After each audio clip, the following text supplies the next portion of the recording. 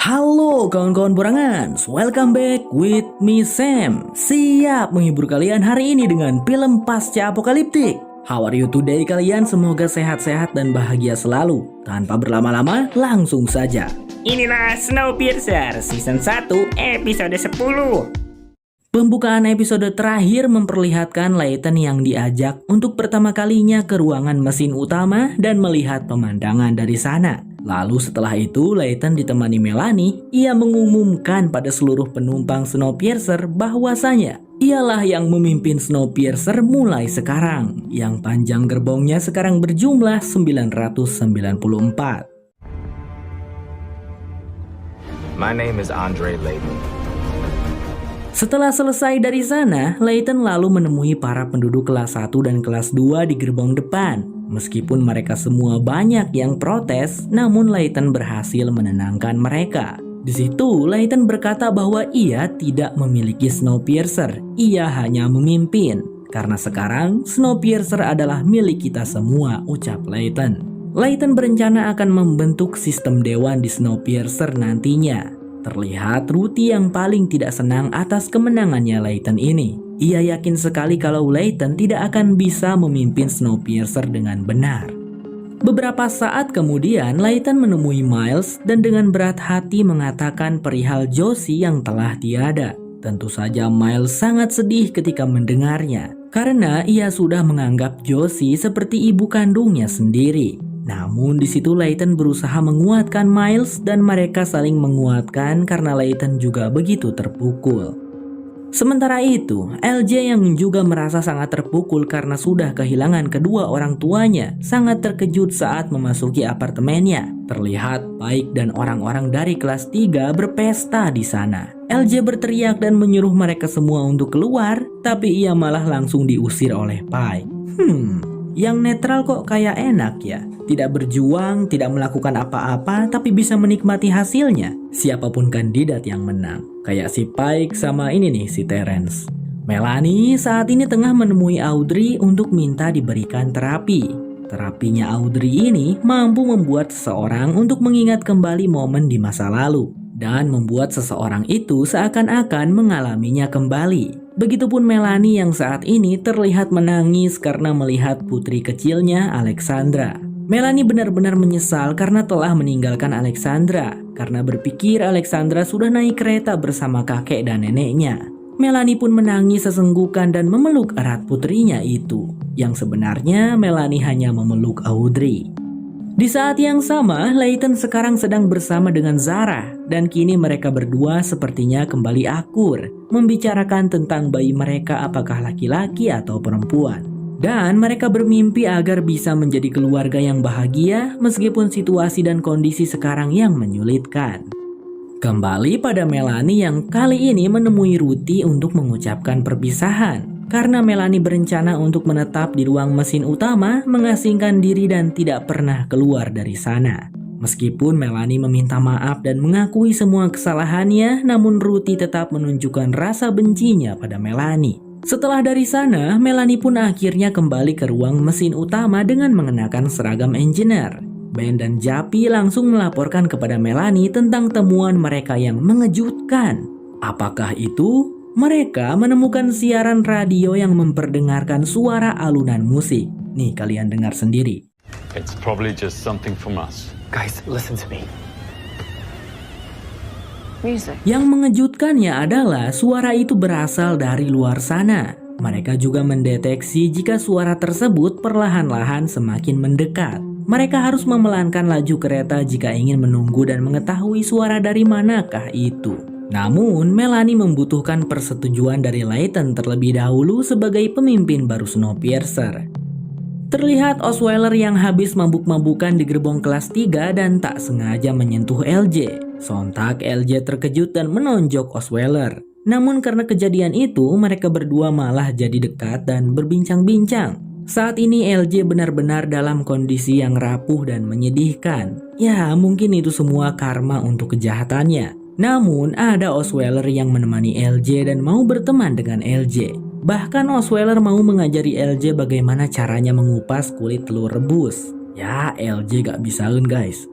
Saat ini, Layton sudah mendatangi ruang mesin utama setelah dipanggil, dan Melanie langsung melaporkan yang mereka temukan.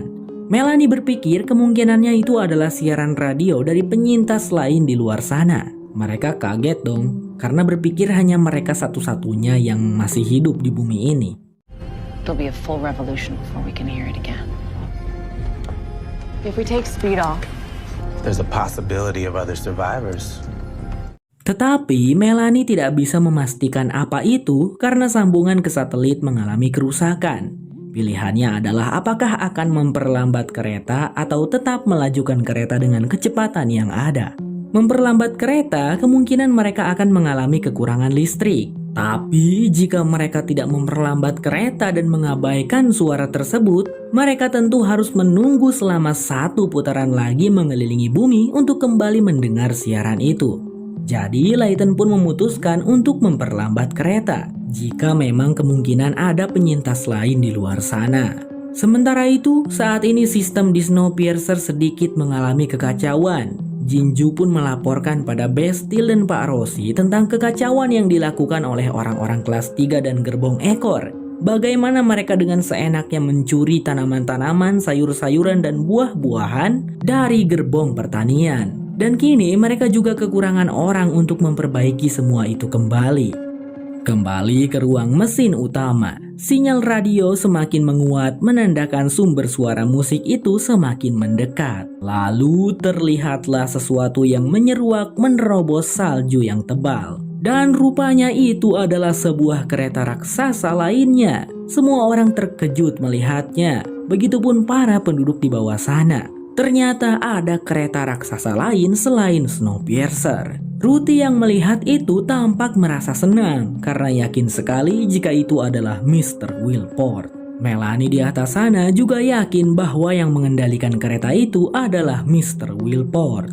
Kereta raksasa tersebut dinamai Big Alice dan itu adalah prototipe atau rancangan awal Snowpiercer. Berjumlahkan 40 gerbong. Melanie tidak menyangka Mr. Wilport ternyata bisa menyelamatkan diri dengan menggunakan Big Alice. Jalur rel mereka terhubung di depan sana. Japi yakin Big Alice akan mencoba terhubung dengan Snowpiercer. Melanie lalu langsung menggas Snowpiercer kembali ke kecepatan penuh. Layton hanya bisa melongo bercampur kaget melihat itu semua. Melanie mewanti-wanti Layton jika sampai Mr. Wilport menguasai Snowpiercer, maka mereka akan mengalami situasi yang lebih sulit daripada situasi yang sebelumnya. Layton pun berkata tidak akan membiarkannya. Aku akan menyatukan seluruh penduduk Snowpiercer dan tak akan membiarkan itu terjadi, ucapnya Layton sembari pergi.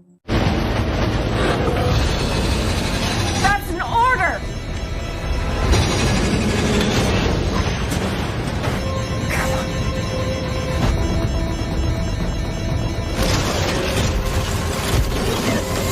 Come on, girl. Just keep your distance. Melanie, Japi, dan Ben panik saat Big Alice berhasil menyambungkan diri dengan bagian ekor Snowpiercer yang memang sudah dirancang bisa terhubung. Dan kabar buruknya, Big Alice ternyata bisa meretas sistem mesin Snowpiercer. Monitor komputer menunjukkan jika Big Alice sedang berusaha mengakses sistem Snowpiercer. Tidak ada cara lain, Melanie mengajak Ben untuk pergi keluar dan memotong sambungan Big Alice. Sementara itu, Layton saat ini sedang mengumpulkan orang-orang untuk pergi ke gerbong ekor. Di antaranya Pak Rossi, Bastille tentunya, dan juga ada Pike yang dibawa oleh mereka secara paksa. Singkatnya, mereka telah sampai di gerbong ekor dan melihat jika Big Alice berusaha memotong logam baja ekor Snowpiercer untuk membuat akses masuk. Dan tiba-tiba saja situasi tambah kacau saat Ruthie tiba-tiba datang juga ke gerbong ekor bersama beberapa unit penjamuan beserta anak-anak sekolah yang menyanyikan lagu penyambutan untuk Mr. Wilport. Pak Rossi dan Layton langsung menghampiri Ruthie dan memarahi Ruthie karena malah membawa anak-anak ke dalam situasi yang berbahaya. Namun Ruthie berkata ia hanya menjalankan protokol, yaitu melakukan penyambutan pada pemimpin Snowpiercer yang sebenarnya. Bahkan Ruthie juga mengancam dengan pistol agar Layton dan kawan-kawan menyingkir membiarkan mereka lewat. Namun di situ Layton berhasil membujuk Ruthie dengan mengatakan Ruthie boleh berada paling depan. serta mengatakan Layton ingin Ruthie berada di pihaknya dan betapa pentingnya posisi Ruthie. Membuat Ruthie merasa dibutuhkan. Ruthie pun memberikan pistolnya pada Pak Rossi. Di saat yang sama, Melanie dan Ben sedang bersiap memakai pakaian pelindung petugas keretakan untuk pergi keluar. Ben memperingatkan Melanie jika yang akan mereka lakukan ini sangatlah berbahaya. Kenapa kita tidak menyerah saja, ucap Ben. Karena sebenarnya Ben sudah tahu sejak awal jika siaran radio itu dari Big Alice. Dan ialah yang sengaja merusak sambungan satelit agar Melanie mau memelankan laju kereta. Ben tidak jahat, semua itu ia lakukan demi Snowpiercer. Kereta Snowpiercer memang memiliki energi yang abadi, tapi tidak dengan suku cadangnya. Entah butuh berapa tahun lagi kereta Snowpiercer pasti akan mengalami kerusakan. Tapi dengan adanya Big Alice yang memuat pasokan suku cadang, Snowpiercer pasti bisa bertahan lebih lama lagi, ucap Ben. Tapi di situ Melanie berkata, tahu dari mana kau Ben kalau pasukan suku cadang masih ada pada Big Alice? Gimana kalau semua itu sudah tak ada mengingat sudah 7 tahun berlalu? Dan Melanie yakin tidak akan ada kebaikan yang datang, hanya akan ada kekacauan dan kerusakan yang pastinya akan ditimbulkan oleh Mr. Wilport. Melanie tampak sangat marah dan kecewa pada Ben. They carry. And even if they have everything that we need, what'll he want in... It's been almost 7 years. How do you know it's left? Satellite this morning, but I knew it was him right away. Ia pun memotong selang oksigennya Ben agar Ben tidak bisa ikut keluar. Melanie akan pergi sendiri dan mengorbankan nyawanya untuk Snowpiercer. Meskipun Ben tidak setuju, tapi Ben tak bisa menahan Melanie yang begitu kekeh. Singkatnya, Melanie telah sampai di atas kereta dan menghubungkan dirinya dengan pengaman agar tidak terjatuh dari kereta. Namun setelah berjalan beberapa langkah, Melanie melepaskan pengaman itu dan mulai berlari. Namun karena sulitnya menjaga keseimbangan, Melanie pun terjatuh. Untungnya tidak terlempar dari kereta.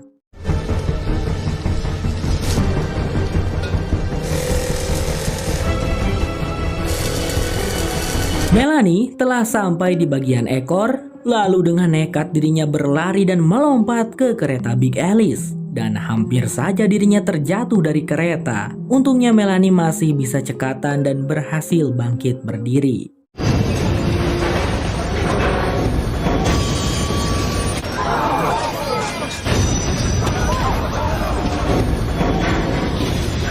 Sementara itu, Japi yang masih berada di ruang mesin utama menghela napas menyerah ketika melihat Big Alice sudah berhasil meretas sistem mesin Snowpiercer.